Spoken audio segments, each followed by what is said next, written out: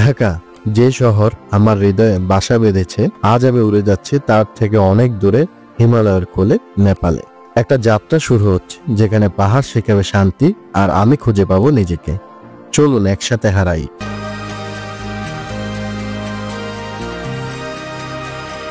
তো আমরা চলে আসলাম শাহজালাল আন্তর্জাতিক বিমানবন্দরে। ইমিগ্রেশন শেষ করে শাটেল বাসে করে আমরা আসলাম হিমালয়া এয়ারলাইন্সের সামনে। তারপর সিট খুঁজে বিমানে বসে পড়লাম। বাংলাদেশের মাটি ছেড়ে বিমান উপরের দিকে উঠছে নেপালের উদ্দেশ্যে। প্রায় 1 ঘন্টা 15 মিনিট পর বিমানটি পাহাড়ের দেশ নেপালে অবতরণ করলো। তারপর ইমিগ্রেশন থেকে ভিসা নিয়ে আমরা চলে আসলাম নাগরকোটের হোটেলে। রাতের খাবার খেতে দ্রুত ঘুমিয়ে পড়লাম সকালে সূর্যোদয় দেখার জন্য। আমাদের ঢাকা বিমানবন্দর থেকে ইমিগ্রেশন পদ্ধতি, কি কি সাথে আনা লাগবে, সেখানকার অভিজ্ঞতা, সকল কিছু, অর্থাৎ নেপালের প্রথম দিনে সম্পূর্ণ একটা ভিডিও রয়েছে। সেটা যারা দেখেননি তারা আই বাটন ক্লিক করে দেখে আসতে পারেন, অথবা ভিডিওর ডিসক্রিপশনে আমি লিংক দিয়ে দেব। কারণ সেটা ছিল নেপাল ভ্রমণের প্রথম পর্ব। আজকের ভিডিওটা দ্বিতীয় দিনের, অর্থাৎ দ্বিতীয় পর্ব। যাক, আমরা সূর্য ওঠার আগে ফ্রেশ হয়ে ব্যালকনিতে চলে আসলাম সূর্যোদয় দেখার জন্য। অবশেষে হিমালয়ের কোল ঘেঁষে 7000 ফুট উপরে অবস্থান করে সূর্যোদয় দেখে ফেললাম। সূর্যোদয় দেখা শেষ করে সকালে নাগরকোট দেখার জন্য হোটেল থেকে বের হয়ে গেলাম। নেপালের কুকুর সকালবেলা দেখতেছি কি ভদ্র। আমাদের কুকুর আমাদের মতো ভদ্র। চাঁদ আর সূর্য একসাথে, এই যে চাঁদ আর এই যে সূর্য, এটা হয়তো বা শুধু পাহাড়ে সম্ভব দেখা, তবে আমরা তাই দেখতেছি। আমরা চলে আসলাম নাগরকোটের কাঁচা বাজারে, যেখানে মোটামুটি তাদের উৎপাদিত সকল সবজি পাওয়া যায়।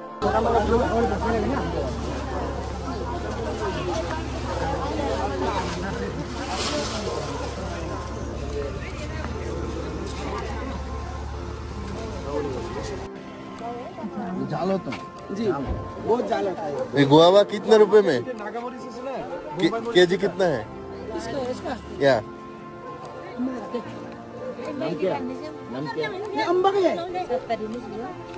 गुआवा प्यारा 70 रुपए केजी।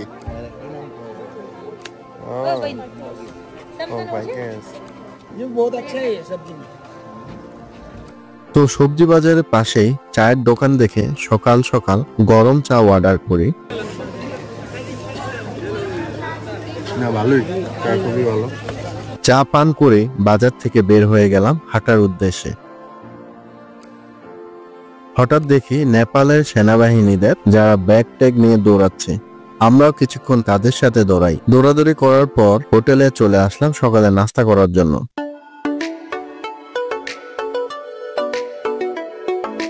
খুবই স্বাস্থ্যসম্মত খাবার খেয়ে হোটেল থেকে চেক আউট করে আমরা নাগরকোটের অন্যতম আকর্ষণ রানীঝুলা বা সাসপেনশন ব্রিজ দেখতে যাচ্ছি। মাঝপথে এভারেস্টের ভিউ দেখতে গাড়ি থেকে নেমে পড়লাম।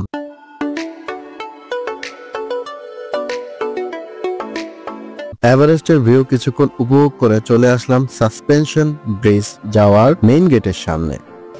আমরা নাগরকোটের রানীঝুলাতে চলে আসছি, কিন্তু আসলে এখানে রানী আসলে ঝুলন্ত অবস্থায় আছে কিনা সেটাই দেখার বিষয়। তো আমরা দেখতে যাচ্ছি রানীর ঝুলা নামকরণের সার্থকতা আসলে কি থেকে আসলো। রানী ঝুলা দেখতে হলে বিদেশি নাগরিকদের 50 নেপালি রুপি দিয়ে টিকিট কাটতে হবে। তো আমরা টিকিট কেটে নিলাম আমাদেরটা। তো আমরা আসলে রানী ঝুলায় চলে আসছি। এই সেই রানী ঝুলা, বিশাল রানী ঝুলা জয় করতেছে অলমোস্ট দেয়া। রানীকে ঝুলন্ত অবস্থায় দেখতে পাইনি, তবে প্রকৃতির অপার সৌন্দর্য উপভোগ করেছি। যাক, রানী ঝুলা থেকে আমরা যাব শম্ভু মন্দিরে। মন্দিরের সামনে আইসক্রিম এবং মোমোস ট্রাই করলাম, টেস্ট ভালোই ছিল। যাক, আমরা মন্দিরে প্রবেশ পথে চলে আসলাম।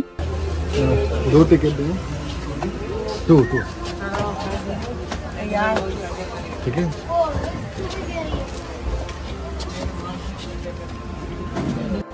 এই যে শম্ভু মন্দিরের টিকিট আমরা 50 টাকা দিয়ে কিনি, 50 রুপি অ্যাকচুয়ালি। তো এই মন্দিরে কিন্তু নেপালিদের প্রবেশ ফ্রি। আমাদের দেশে হইলে আসলে এটা আমাদের থেকে বেশি না হয়তো। আর ওদের জন্য শুধুমাত্র ফরেনার থেকে ওরা টাকা নেয়। টিকিট কেটে ভিতরে প্রবেশ করলাম। এখানে তাদের ঐতিহ্য সম্বলিত অনেক পণ্য পাবেন, ভালো লাগলে কিনে নিতে পারেন, তবে একটু দর কষাকষি করে নেবেন। মন্দিরের উপর থেকে ভিউটা অনেক সুন্দর, যদিও মন্দিরে তাদের ধর্ম আর সংস্কৃতি ছাড়া তেমন কিছুই নেই। আমরা অনিচ্ছাকৃতভাবেই যাই সেখানে, কারণ নেপালে প্রায় সব জায়গাতেই মন্দিরের অবস্থান। যাক, কিছুক্ষণ নেপালিদের সৃষ্টিশীল কাজ উপভোগ করেই আমরা আমাদের গাড়ির কাছে চলে যাচ্ছি। উদ্দেশ্য আমাদের ধামেলের হোটেলে ফেরা। জাদু हो रहा है।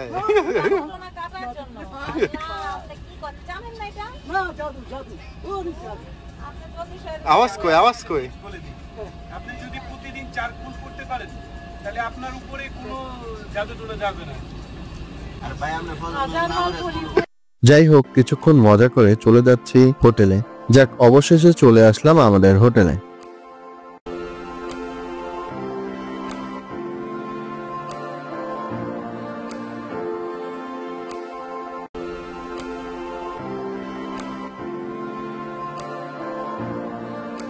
হোটেলে চেক ইনের পর আমাদের ওয়েলকাম ড্রিঙ্কস দিল।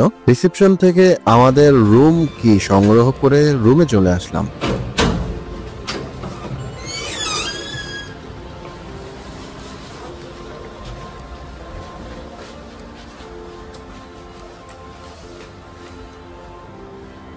রুমে কিছুক্ষণ বিশ্রাম নিয়ে লাঞ্চ করার জন্য বের হয়ে গেলাম, কিন্তু এয়ারপোর্ট থেকে ডলার এক্সচেঞ্জ করা রুপি প্রায় শেষ পর্যায়ে, তাই কার্ড থেকে নেপালি রুপি উঠাতে এটিএম এ চলে আসলাম। রুপি উঠে খাবার হোটেলে এসে নেপালিদের স্পেশাল চিরা ডিশ অর্ডার করলাম, যেখানে চিরার সাথে চিকেন কারি, আলু ভাজা, চাইনিজ সালাদ এবং বাদামের সালাদ রয়েছে। খাবারটা দেখতে অদ্ভুত লাগলো, খুবই সুস্বাদু ছিল। যা খাবার খেয়ে পরিবারের জন্য শাল কিনতে চলে গেলাম। শাল সহ বেশ কিছু কেনাকাটা করে হোটেলে চলে আসতেই দেখি ডিনারের সময় হয়ে গেছে।